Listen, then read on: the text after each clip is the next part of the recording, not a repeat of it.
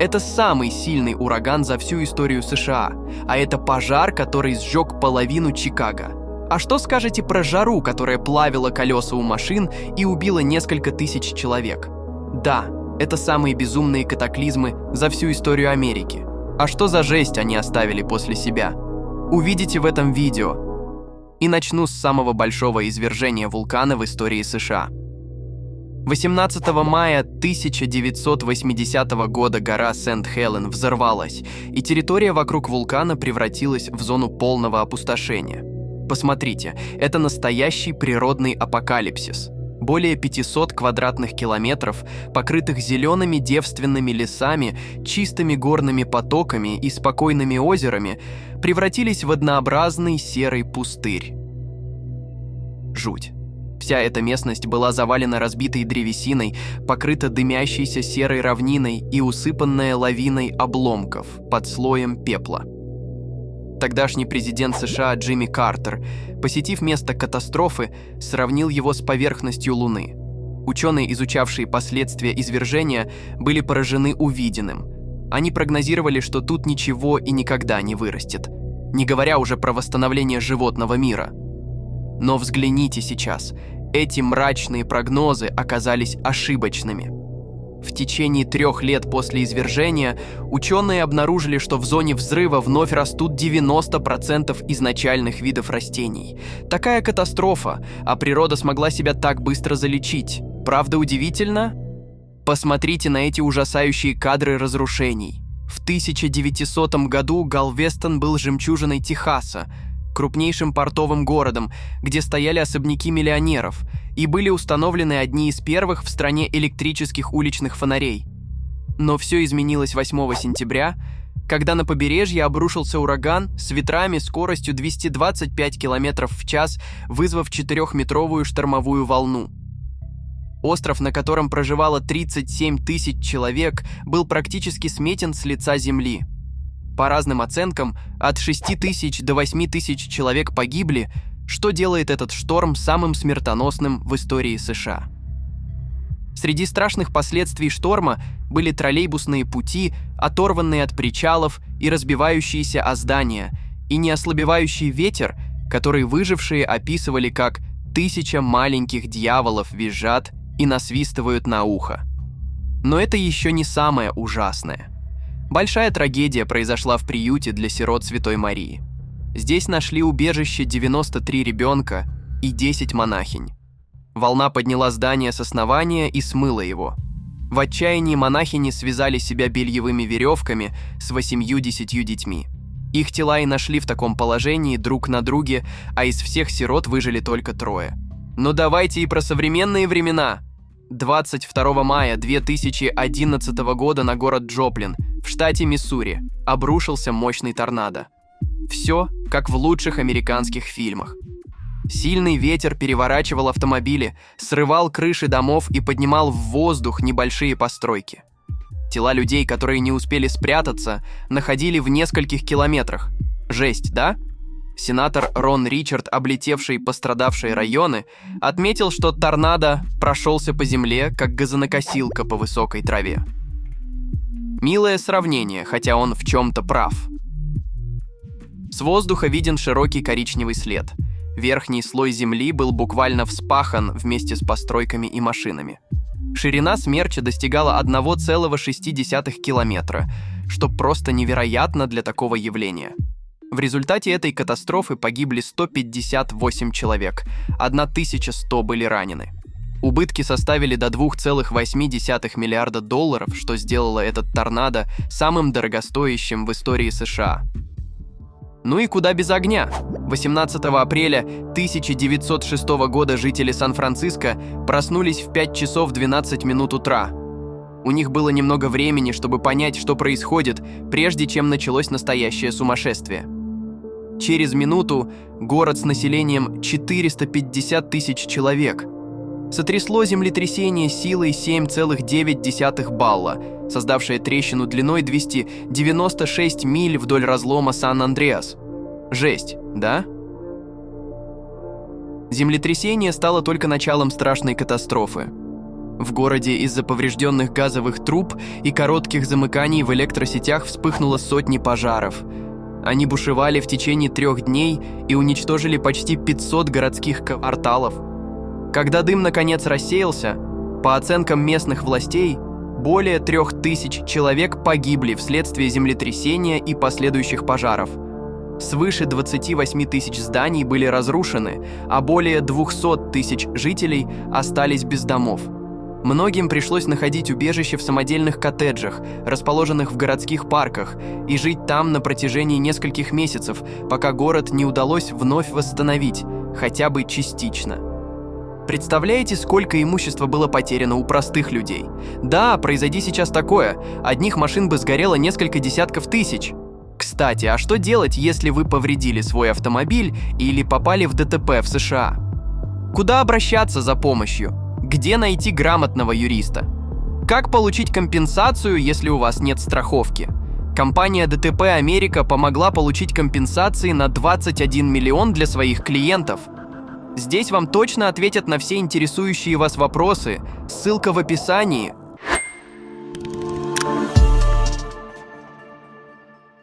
Но раз рассказал про огонь, то вот вам и вода. В 1889 году цунами неожиданно обрушилось на центральную Пенсильванию, разрушив город Джонстаун стеной воды высотой 12,96 метра. За несколько минут 1600 домов были сметены с лица земли, и 2209 человек погибли. Что случилось? Катастрофу вызвала авария плотины, сдерживающей 20 миллионов тонн воды в озере Конемау. Это искусственное водохранилище находилось в 22 километрах от Джонстауна, в горах. Озеро и плотина принадлежали клубу охотников и рыболовов Саут Форк, членами которого были влиятельные промышленники, такие как Эндрю Карнеги и Генри Клей Фрик.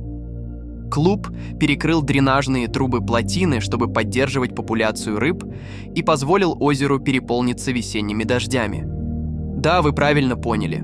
Рыболовы фактически устроили смертоносный потоп. 31 мая плотина не выдержала нагрузки и рухнула, и огромный поток воды устремился вниз по склону горы. Волна набирала скорость и силу, сметая на своем пути деревья и валуны. Локомотивы весом более 70 тонн разлетались под напором воды. Некоторые в итоге нашли в 1,5 километрах от железной дороги. Тела погибших находили в радиусе более чем 560 километров к западу. Эта катастрофа оставила глубокий след в истории Джонстауна и стала одной из самых страшных трагедий своего времени. Ну и куда без американских ураганов? Встречайте, Сэнди! Этот мощный тропический циклон, зародившийся в конце октября 2012 года, затронул множество регионов, включая Ямайку, Кубу, Багамские острова, Гаити, побережье Флориды, северо-восток США и Восточную Канаду. Особенно сильно пострадали северо-восточные штаты США, такие как Нью-Джерси, Нью-Йорк и Коннектикут. В 2012 году Сэнди стал 18-м тропическим циклоном, получившим свое имя, и 10-м по счету в Атлантике.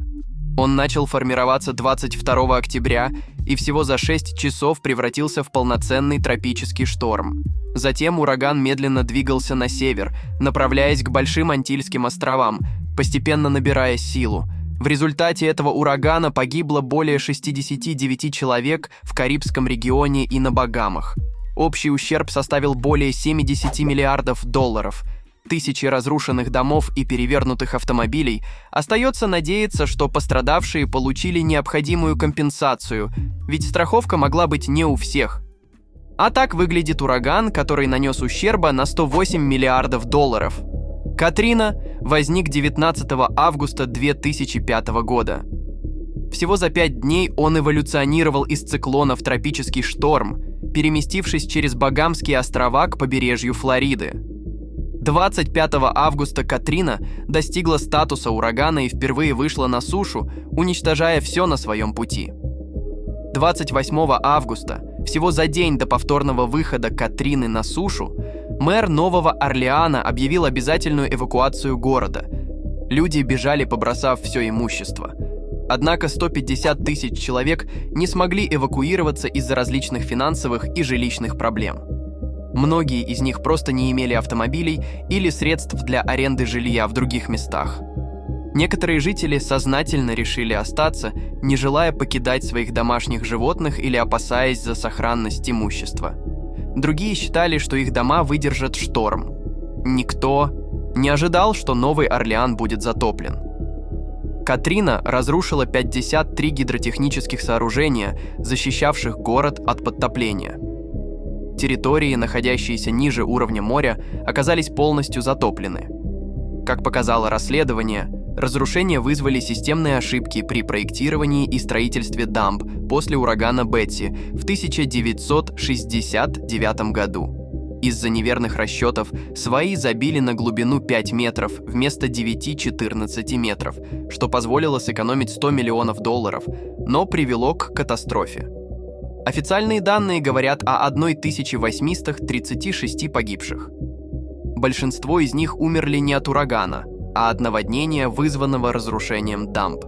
71% жертв был старше 60 лет, и многие из них утонули в своих домах или умерли из-за отсутствия медицинской помощи, еды и чистой воды. Взгляните на эти кадры. Осенью 1871 года, точнее 8 октября, на Верхнем Среднем Западе США произошла одна из самых разрушительных катастроф в истории страны. Огонь захватил около 6000 квадратных километров сухой земли и унес жизни более 2500 человек. Суровая засуха создала идеальные условия для возникновения пожаров, которые начались около маленького городка Пештига, штат Висконсин. Мощные ветра усиливали пламя, превращая его в бушующие огненные бури. Огненные вихри перескакивали через преграды и водоемы. Когда жители Пештига услышали страшный грохот, напоминающий звук грузового поезда, многие спешно направились к реке, надеясь, что вода спасет их от огня. Местный священник описывал шокирующие сцены. Огонь перескакивал через реку так же, как и по земле. Казалось, что сам воздух в огне. Наша безопасность была под постоянной угрозой.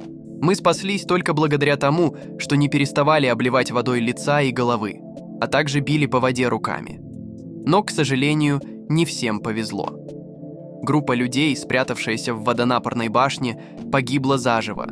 Некоторые отцы, не видя других способов защитить свои семьи, совершили страшный выбор – убили своих детей и себя, чтобы избежать гибели в пламени. Жесть, да? Жар был настолько сильным, что песок на улицах Пештига превратился в стекло. А вот смотрите. Крупнейшее землетрясение современности в США. 23 августа 2011 года в 13 часов 51 минуту по местному времени. Виргиния ощутила мощное землетрясение с магнитудой 5,8. Эпицентр находился в 61 километре к северо-западу от города Ричмонд, недалеко от города Минерал. Толчки ощущались в штатах Мичиган, Южная Каролина и Массачусетс, а также в канадской провинции Онтарио. Сразу после землетрясения были эвакуированы здания Конгресса и Пентагона, а также здание ФБР в Нью-Йорке. В Виргинии автоматически заглушили 2 ядерных реактора, а аэропорты Ньюарк-Либерти и JFK в Нью-Йорке временно приостановили полеты. Землетрясение нанесло повреждения ряду значимых зданий, включая Пентагон, Вашингтонский кафедральный собор и аэропорт имени Рональда Рейгана. Монумент Вашингтону также пострадал от толчков. Это землетрясение стало самым сильным из когда-либо зарегистрированных в Виргинии и первым в истории землетрясением, зафиксированным в округе Колумбия. Как я уже показывал, в истории США было много разрушительных и смертоносных ураганов. Однако, согласно новому исследованию Гарвардской школы общественного здравоохранения имени Чана, ураган Мария, обрушившийся на Пуэрто-Рико 20 сентября 2017 года, может оказаться одним из самых смертоносных за всю историю. Официальные данные говорят о 64 погибших от шторма 4 категории, но разрушения и свидетельства из местных больниц указывают на гораздо более значительные потери. исследователи из Гарварда обследовали 3299 домохозяйств по всему острову и обнаружили, что уровень смертности в Пуэрто-Рико в течение нескольких месяцев после урагана Мария был на 62% выше, чем за тот же период годом ранее. Эти лишние смерти составили 4645 человек, что сделало Марию вторым самым смертоносным ураганом в истории США, унесшим больше жизней, чем теракты 11 сентября и ураган Катрина вместе взятые. Катастрофы, вызванные ураганами, подчеркивают необходимость готовности и быстрого реагирования на природные катаклизмы. И эта история наглядно показывает, что их последствия могут быть разрушительными и долгосрочными, особенно в районах с высокой плотностью населения и слабой инфраструктурой. Засуха 1988-1990 годов вошла в число худших эпизодов засухи в истории США. Начавшись в 1988 году, она продолжалась в 1989 и 1990 годах, охватывая различные районы страны. Засуха нанесла ущерб на сумму $155 миллиардов в пересчете на 2024 год, вызвав одни из самых сильных пылевых бурь с 1930-х годов. В феврале 1988 года в Южной Дакоте из-за пыльной бури закрыли школы. Весной несколько метеостанций установили рекорды по наименьшему количеству осадков, например, 55 дней без дождя в Милуоке. В США от одновременных волн жары погибло от 4800 до 17 тысяч человек. Засуха также привела к многочисленным лесным пожарам, включая Йеллоустонские пожары. На пике своего развития засуха охватила 45% территории США. Хотя это была меньшая площадь, чем знаменитая пылевая чаша 1930-х годов, охватившая 70% территории страны, засуха 1988-1990 годов стала самой дорогостоящей в истории США. Только на этом все не закончилось. Сразу после ухода жары начали приходить дожди и ураганы. В сентябре 1988 года ураган Гилберт добил все, что осталось цело. Катастрофическая засуха изменила ландшафт многих регионов, особенно в Йеллоустонском национальном парке. Жуть, да? Как показывает история, нет ничего страшнее и смертоносней, чем матушка природа. И людям надо быть всегда начеку, ведь стихию невозможно контролировать. А на это все. Подписывайтесь на мой канал и спасибо за просмотр.